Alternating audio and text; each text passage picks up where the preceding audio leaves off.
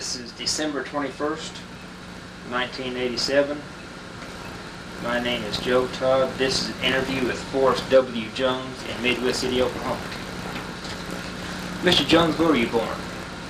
Born in Bennington County, Vermont, March 6, 1922. 1922. Who is your father? William Jones. And your mother? Ella Bickford Jones. Ella Bickford. B-I-C-K-F-O-R-D? Right. What kind of work your father did? Was a handyman, fireman. He worked in a lime quarry, and his last job was as a storekeeper at a country store. And did you go through school in Vermont? No. I moved to New York State when I was about 1 year old. To where in New York? In a town in North Petersburg. North Petersburg. I went to grade school there. I went to high school in Hoosick Falls, New York. What's the name of the town? Hoosick Falls, H-O-O-S-I-C-K, F-A-L-L-S. Okay. And what year did you graduate from high school? 1939. 1939. After high school, what did you do? I worked on a farm until I went in the Army. In New York? Was this your father's farm? No, this was a neighbor's farm. Mm-hmm. And you joined the Army? January 9th, 1941. And where did you take your basic training? Scofield Barracks. So you were sent straight to Hawaii? Sent straight over there, went down through the Panama Canal and over to Pearl Harbor, arrived there February 28th, 41. Got off ship the following morning, March 1st. Tell me about the trip to Hawaii on the ship. What boat did you go over? Went on a USAT Republic. Republic. It was an Army transport. Is that an LST? It was a United States Army transport. I don't know, that's what it was called. Okay. It's just a troop transport. Okay. Anything happened on the trip over? We had a storm off Cape Hatteras, 2 days, and everybody on the ship got sick. And we all got dysentery. And we were quarantined off in Pearl for about 2 weeks before we could be assigned to our unit to take basic training. How many men were on the Republic? Oh Lord. I don't know, but less than 1,000, I think. And tell me about the Panama Canal. What did you think of the canal? Yeah, I don't know, it was awful hot. I know I got sunburned going through there, but it was quite an achievement. I mean, to see those big ships going through the canal like that. How long did it take to go through? Oh, less than a day. And how many locks? How high up or down do you go in the canal? Those locks? Pennsylvania, I don't know, 10, 20 feet. It seemed like. I don't think it was much more than that. Oh, it might have been, yeah. Yeah, it was more than that, I think. So you landed 1st of March of 41. Yeah, well, we got there February 28th, but they didn't let us off the ship till the following morning. And where did you land? Land right there at Pearl. Pearl Harbor. Yeah. And did you get to spend much time in Honolulu? Or you just ship you straight out to Scofield Barracks? No, we went straight from that quarantine camp to Scofield. Okay, now the quarantine camp is... It was a tent city. I mean, they want to make sure they got the dysentery bug out of us, before we went out there. Now, was that near Honolulu? The dysentery? Yes. I don't know exactly where.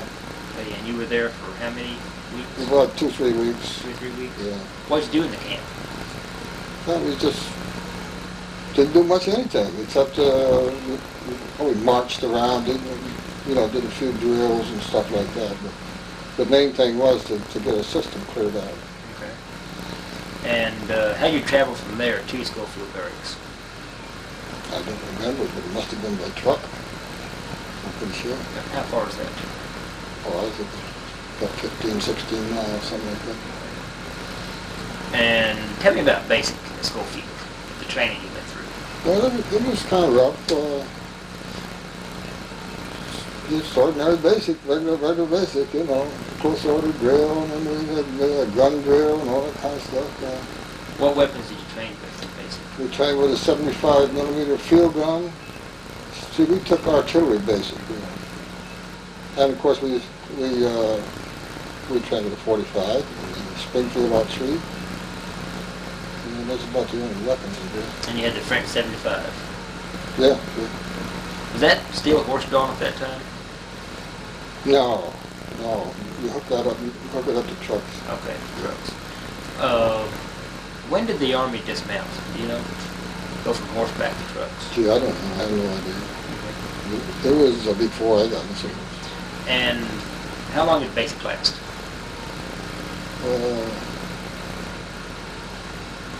I think it was 4 weeks, and then we was assigned to our outfit and got additional training actually there. And which outfit were you? I was assigned to Battery D, 8th Field Artillery.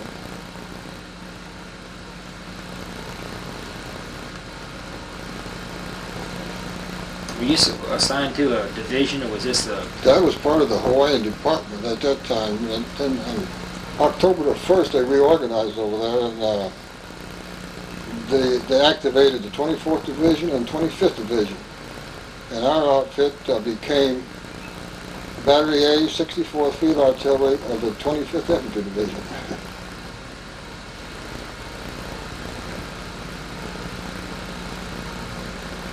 How big is Scofield Barracks? How big, you know, in area. In area? Well, the main place where the buildings are is probably about 3-4 square miles, I guess. But of course, there's a lot of area around it. Who was Scofield? What? Who was Scofield? Was it named after a man? Oh, I think it was, yeah, but I don't know. I have no idea. So, after basic, what'd you do? We had a regular drills just about every day, and but you usually would last about a half a day, I guess.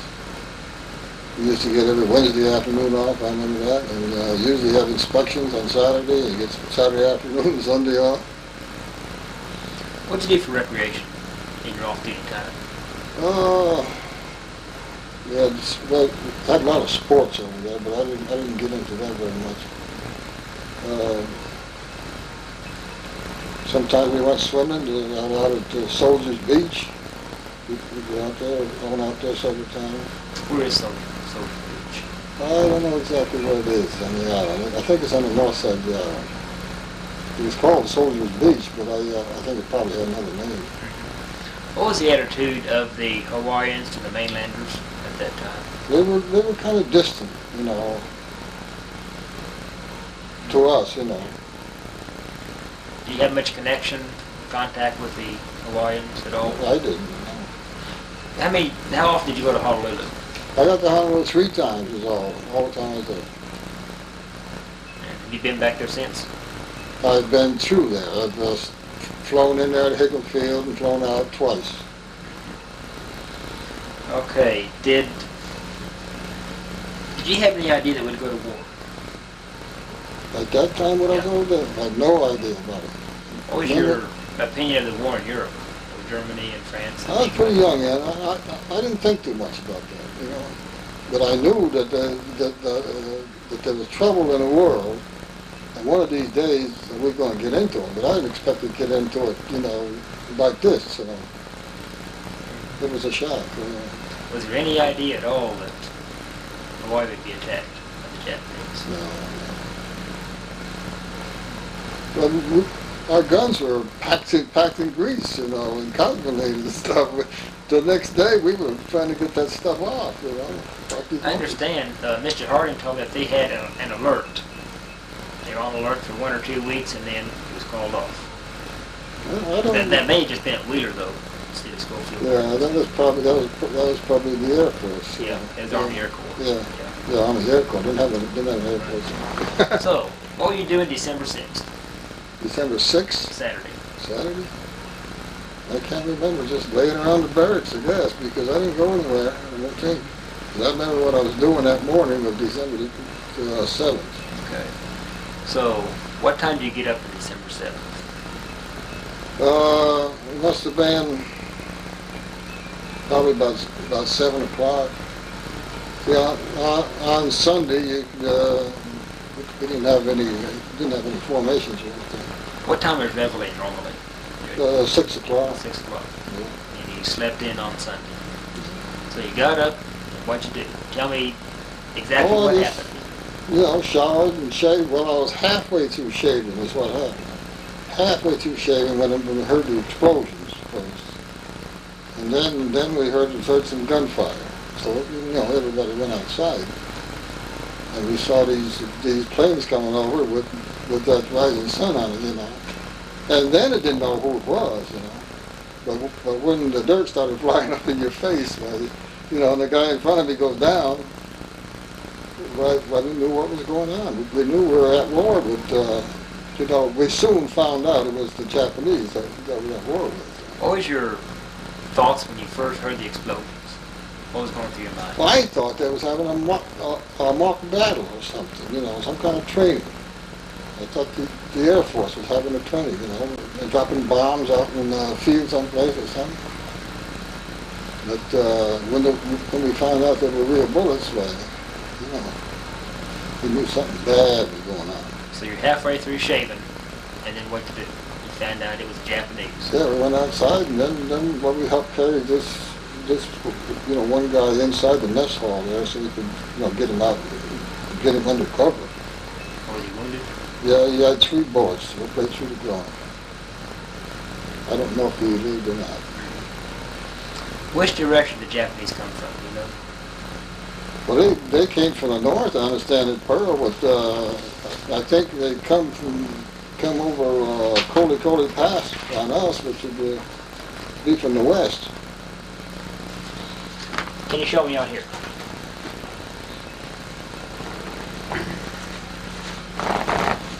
Let's see. Because here's Scofield Barracks. Here's Scofield. Here's Ryan. And Coli Pass has got to be right up in here someplace. Okay, let me turn it around this way. Get it? Can you show me exactly with your Scofield? Here's Scofield, and Ryan just went straight over the pass into Ryan. So if they had to come this way, which would, I guess, be from the southwest. But of course, our Pearl's over here, so I imagine that's what they did, you know. Just circle around. Or they might have come this way, I'm not sure. But the ones I saw are coming at us from the side where Coli Pass was. Our artillery barracks, you could see the pass. Yeah. And they were coming right straight at us from that direction. So, after you got the guy in undercover, then what'd you do? Well, I don't know, we tried to get organized there, the officers, you know. See, I'm a pretty young in there. I was just a PFC, you know. And I didn't do much except what I was told. But we got our weapons out, you know, what we had there, and ammunition. And, of course, we were getting our field artillery pieces ready to go to the field, you know, because our ammunition and our guns were no good against these airplanes, you know. Our place was out in the field in case they invaded. So that's what we were trying to do, you know, get ready to go to the field. And that's what we did, you know, later on. So during the attack, you know, what'd you do? Get your weapons out, ammunition? What fuel that there were in the arms room, but there wasn't very many there. Where was most of the ammunition kept? But the ammunition wasn't kept there. It was kept over on the other side of Coli Pass, and that's a big ammunition dump there. Did the Japanese attack that? I don't think they hit it. No. So, were you all successful in shooting any Japanese planes down there at Scofield Barracks? Our outfit, no. Yeah. No. What was the They Jap- shot at planes, but I mean, I don't, just with handguns and stuff. What was at Scofield Barracks? That was at Scofield? Yeah, what was stationed there? What Well, unit? infantry, well, we had the 24th Infantry Division, the 25th Infantry Division, about 15,000 men each, I think, if they were at full steam. And then they had a bunch of engineers, and medics, naturally.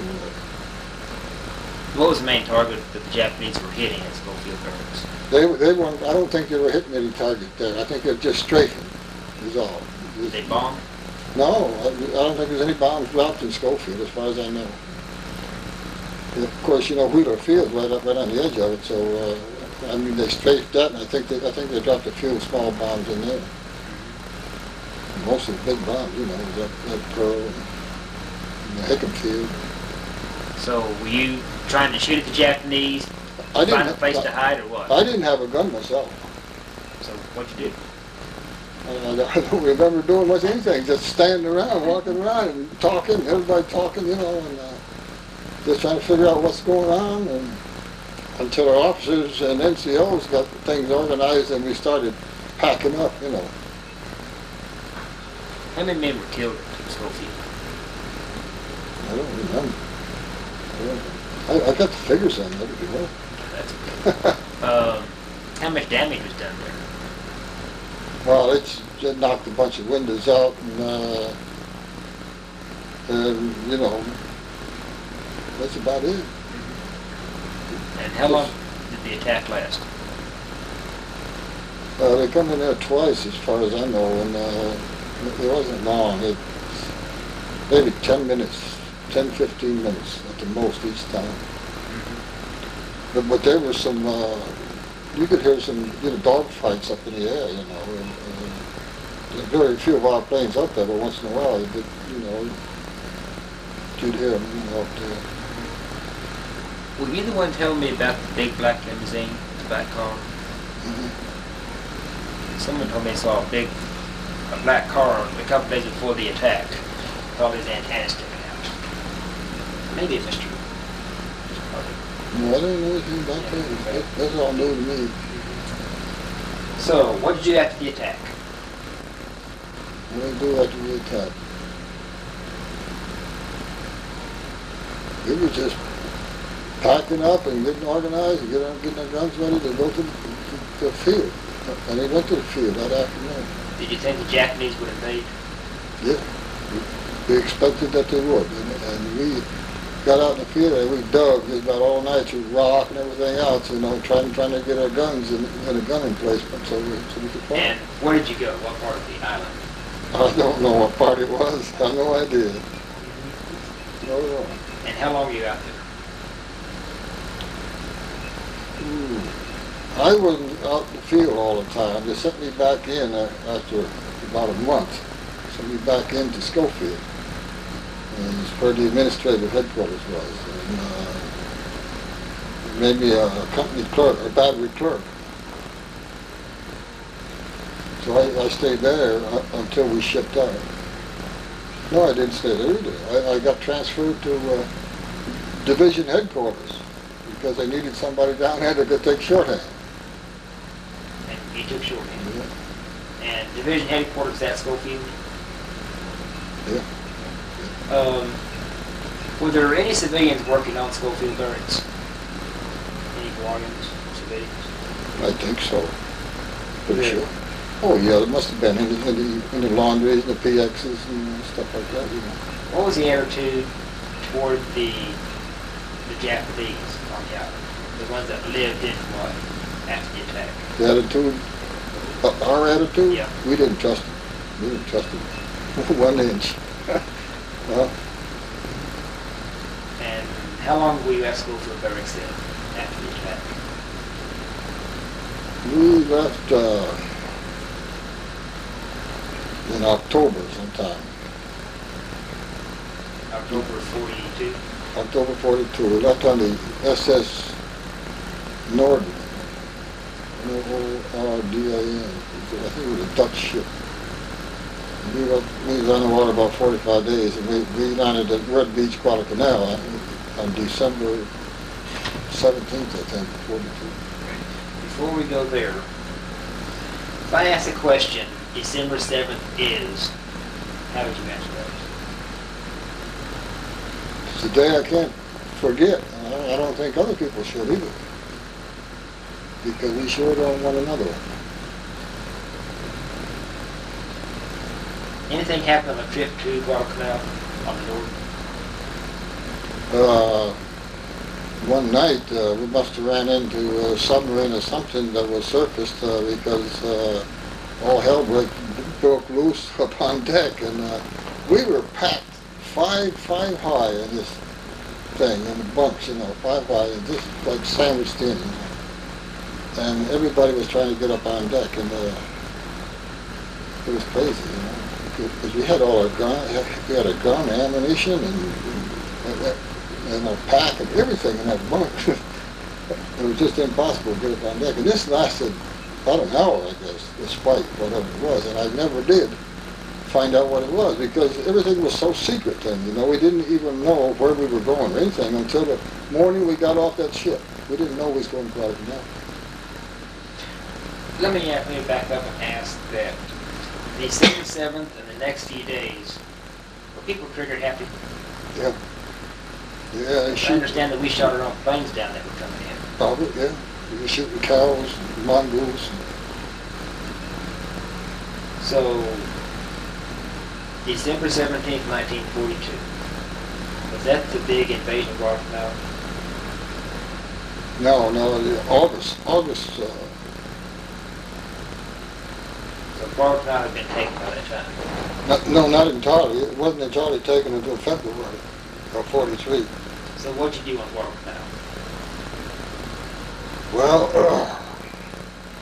we established our bivouac in between the airfields there. But most of our infantry outfits went right into the battle.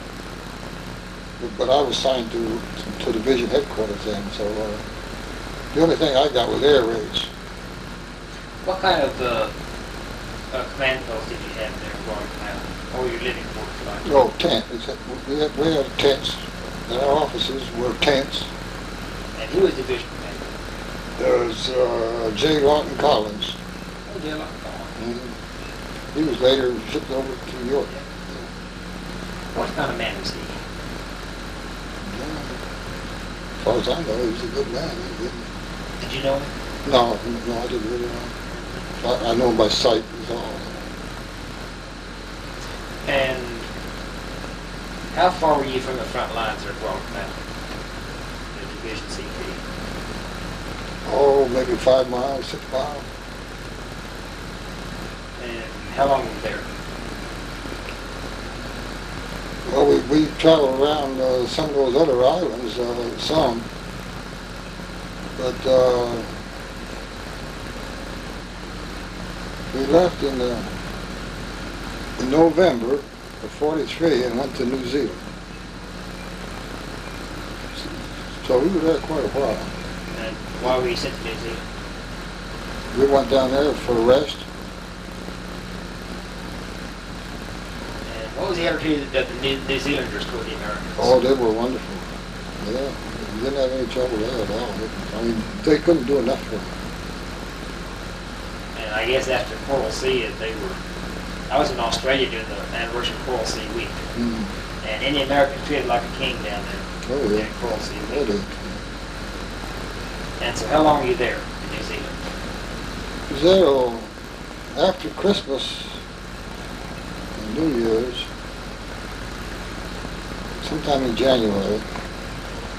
We went to New Caledonia for more extensive training. What type of training?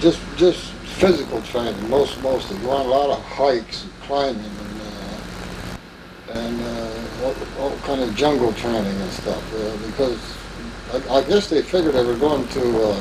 We figured we was going to go to Borneo is where we figured we was going. but we went to Luzon instead. Were you there for the invasion of Luzon? We come in there 2 days later.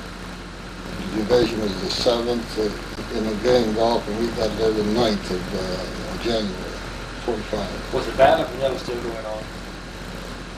I think that was mostly taken. It may have been going on, I don't know. And where was the Division CP set up in that area? Well, we kept moving just about every day, you know, until about the time that I left there. It got kind of stabilized there. We was at an agricultural school up in the north central part. What were your duties with the division? I was the court reporter and clerk for the judge advocate section. And what type of work did you do? I mean, what kind of case? Did you handle cases or what? Well, yeah, all the army cases, you know. Anybody tried by general court martial. What were the general cases that you handled? General. Is that a fair question?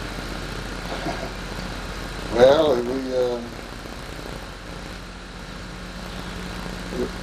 in New Zealand, we had a couple of rape cases, statutory rape cases, and I had some a couple of robberies, and we had some murder cases, and we had some cases of a few of men deserting the front line, but not very many.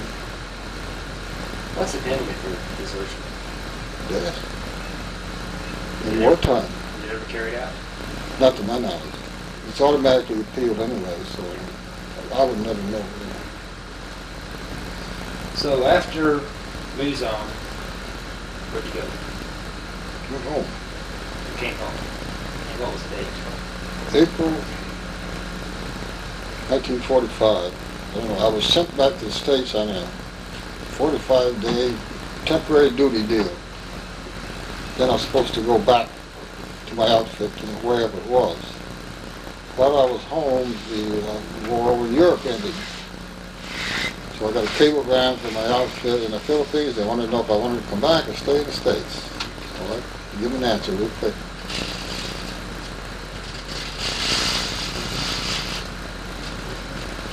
What'd you do in PE Day? Was there a celebration? Yes. I was in Camp Joseph T. Robinson, Arkansas. And we just tore the place up. What did you do? Not drunk, I guess. Almost, anyway. And then where were you in PJ Day? VJ Day. See, PE Day was in May and VJ Day was in... Oh, and no, I got it wrong. VJ Day is when it tore the place up when I was down at Camp Robinson. I was home on VE Day. I don't know if I did anything really, because I was on furlough then, you know, more or less. And, So how long that celebration lasted at Camp Robinson? all night, for sure. I think the things quieted down next day. Yeah. And then were you discharged then, or did you stay? Well, I had to wait. You had so many points to get discharged with, and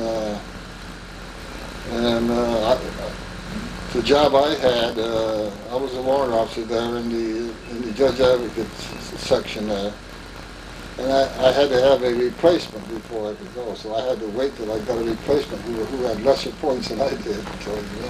So I was there until November. 45? Then you were discharged? Mm-hmm. I was put on an inactive status. I wasn't actually discharged. What was your rank at that time? I was a warrant officer, junior grade. And you returned to New York? And what did you do after the war? I worked in a country store there, the same country store that my father worked at. What was the name of It was Brennan Stool Store, D.W. Brennan Stool's country store, general store. And was that North Petersburg? When'd you meet your wife? Well, I'm the second wife. She's my second wife. I met my first wife in New York City. I was signed to New York Military District. And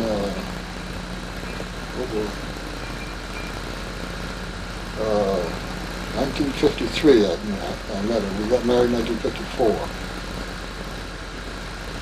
And my wife died in January 16th, 1978. What was her name? It was Ann McMahon. And then, when did you all meet? We met in 79 out here in Oklahoma. April 79. And you met in Oklahoma? No. What were you doing here in Oklahoma? After my wife died, I moved out here because 3 of my brothers live here. And I wanted to be near some of my relatives. And when did y'all get married? We got married in June 1980. And are you retired now? Yes. I retired from the Army May 1st of 1964. So you went back in the Army then? Yes, I went back in. I stayed out 3 years on an inactive status, and then I enlisted as an enlisted man and went back in as a staff sergeant. Did you go to Korea? Yes, I was in Tokyo when it happened, and they sent me right over there.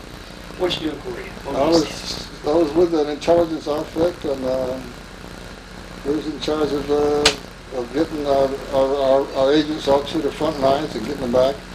Now you say your agents, your MI, your intelligence. Well, we used the Koreans, you know. We was getting positive intelligence. We were sending them through the lines, and then they would work their way back, and usually we'd have to pick them up in the POW cage, you know, kind of like that. And then we'd interview them and interrogate them and get whatever information we could, and that was something I did to General MacArthur's headquarters in Tokyo. How'd you send them through the lines? How'd they get One of our outfit had to go to the front line with the agent and talk to whoever was in charge there, so they'd let them through the lines. And sometimes you had to go right up on the line to make sure they got through. Then how they get to the Korean lines, the North Korean lines? That was the hard part. Well, they were Koreans anyway, see. Yeah. So we had kids, women, old men, you know, all types of people. Was there a definite front in Korea like there was in That front would move every hour. So they generally could just infiltrate through and... No. Sometimes I get behind the lines, and I got my own midship now, you know, trying to get back. Yeah. Or what will you be doing out on the lines there? Well, the whole outfit, see, would move while you was out there traveling, you know, watching to make sure your agent got out there and everything, you know. And they don't care about you. You're only one man, you know. So they get some action, they just take off, you know. And you're left stranded there by yourself. How close the North Koreans come to you? I don't know, really. How did you pick up the agents when they came back? You said a POW status? Well, they would try to get captured coming back, see. And then every morning we'd go check a POW, check where they put these POWs, see. We call it POW cage. And see if any of our agents ever, because they didn't carry any identification at all. So we had to identify them, and then they would let them out. See. And what kind of information were they bringing back? Oh, the number of troops, and you know, what kind of armor they had, all that kind of stuff. And were they wearing uniforms, just plain clothes? Oh, they just had ordinary clothes on. Were you there when the Chinese came down? Yes. Where were you? I was in the North Korean capital in Pyongyang. And we started back and all the way back to Luzon. How'd you travel? An old 2.5-ton truck. I was driving it. Was that a retreat or was that a panic? It was, well, I don't think it was a panic. I mean, we didn't just run.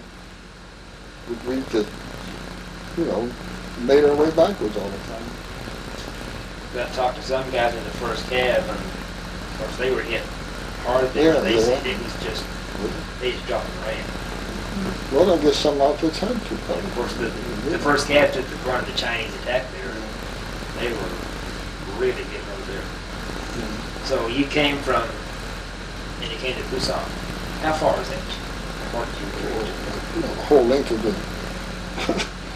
the country, just about. I don't With know. your agents, did you have any idea the Chinese were coming down? Yes. We told them they were coming, and they didn't believe us. That's right. Who'd you tell? We sent our reports back to MacArthur's headquarters. And they, as far as I know, they didn't take any action on it. Because we never got word officially that they were in the country, And our agents, knew that they were Chinese, that they were in North Korean uniform. They said they were Chinese, And certainly that's exactly what it was. And how long did that retreat take from John to Luzon? I don't remember. It seemed like it must have taken over a week. What was the weather like at that time? I don't remember what time of the year it was even. Because I heard the winters got pretty bad in Korea. Oh yeah, the first winter I was over there. I got over there September the 1st of 1950. The first winter, then we were frozen to death. What kind of winter clothing did you? Well, I didn't have the proper boots around, one thing. And I guess I just didn't have the proper clothes. I didn't have the warm underwear and stuff. But it was better, it got better. We got some better clothing, better equipment as time went by. And how long you in Korea? I was there 14 months. Were you there when the armistice was declared? Oh no, I got out of there in November of 52. 52. Yeah. And where'd you go? Well, I was evacuated out. I got hepatitis and yellow jaundice, and I was evacuated to Tokyo and then Yokohama and then back to States. And then what'd you do in the army from then until you retired?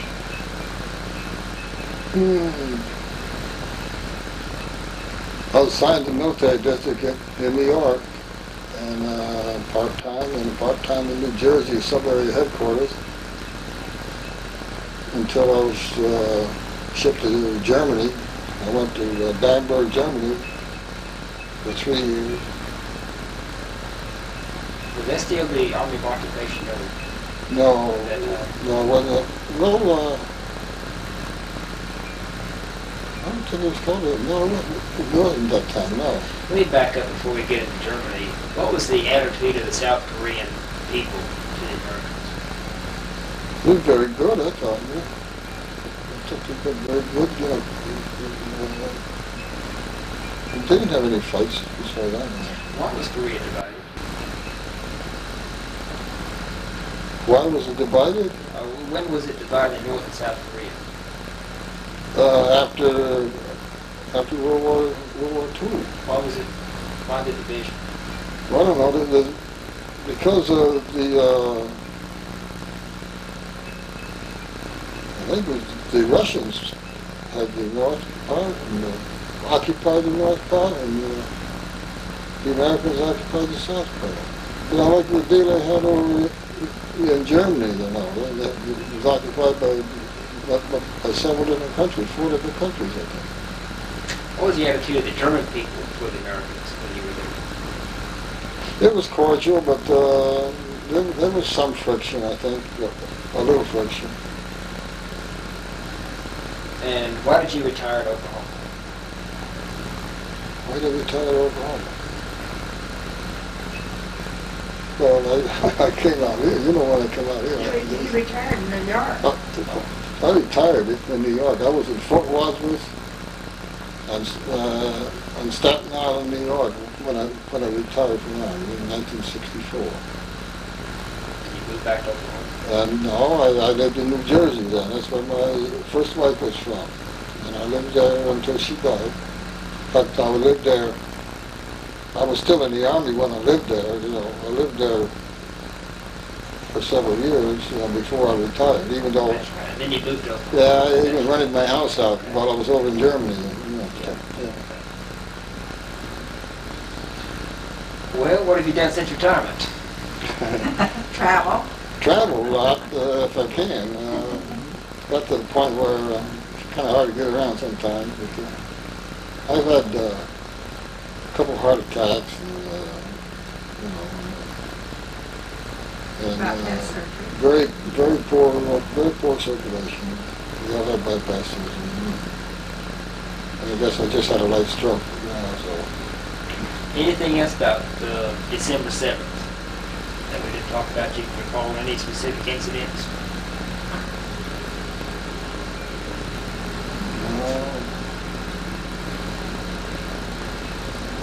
I remember that man getting hit right in front of me, you know. And I remember seeing those planes. I remember hearing those bombs going off. I could hear those bombs in Pearl Harbor. And that's a long ways away, but so it took a hell of a blast, you know. And that's about it. Well, I think we have a good interview. I hope so. Thank you. Kind of hard to remember. If I'd have known what he's going to ask, I could have. I got a bunch of dates and everything written down. I was just telling her I was on 11 different ships, and I know what date I got on, what day I got off. I got it written down. He said he thought he was on more ships than some of the Navy people Yeah, were. yeah. What kind of food do you have in those ships? Well, some of them was all right, but we was on that ship going from Scofield down to Guadalcanal. They had so many troops on board ship that you only got 2 meals a day, and when you get out of one line, I mean, after you eat, you get back in line again to get your next meal. You stand in line all the time. That's about all we did on that ship, stand in line. He has a book he ordered called The Iron Bottom Bay that's about Guadalcanal. It tells all about that, about the big battles on the Solomon Islands, you know. Yeah, we've interviewed some of the Marines that went in. Yeah. At Guadalcanal. We got They were up. Oh, yeah, they really got torn up. In fact, just interviewed a man in Woodward who was in the first wave at Omaha Beach D-Day. Mm-hmm. And that got rough too. Oh, yeah. I never got in on the initial line in that place. But, I was very fortunate to be assigned to the headquarters, you know, most of the time. My first That was husband during World War II. was on Iwo Jima when. Yeah. See, Iwo Jima's where, that's Mount Suribachi, isn't it? Okay. Thank you. You're welcome, I'm sure. If it does you some good, albeit. How about the air cover quality now? Was it, Our air cover? yeah. Well, first along, it wasn't very good, but after a while, when we have these air raids, they got the night fighters in there, and then that was a show every night. I mean, they knocked that guy out of the air, you know. Talking about foxholes, it made me think of that man, Worley from Norman down there, that was our president of the organization last year. He said when he and his wife got married, they spent the first night at Biltmore Hotel. When he heard the police siren or ambulance, he'd jump out of bed looking for a foxhole. Yeah, one battle there, about 130 planes come over. Japanese? Japanese planes, and that was just about the end of them. They just about wiped them out then. But they hit, I don't know, 3 ships, I think, that was in that bay there. The kamikazes? Yeah. But, Where are the airplanes coming from, the Japanese planes? they came from New Georgia, I think, or one of those islands, you know, that was close by. And they weren't quite ready for them, I don't think, but after they got going, they really tore them up. I mean, those planes coming down all over the place. That was the last big air battle that I ever saw, you know. Hit 130 of them and probably about 50 of ours, I guess. We got most of them. Yeah. Any reason why the Japanese didn't invade at Hawaii? I don't think they thought that job was going to be as easy as it was. I think they thought they were going to have a lot harder time, and they just weren't ready to go in there. They didn't bring along an invasion force, you know. Could they have taken Hawaii if they had an invasion force? If it was big enough, yeah. If you had a big enough invasion force, yeah. I don't see why not. We sure weren't ready for them. Yeah. I know I wasn't.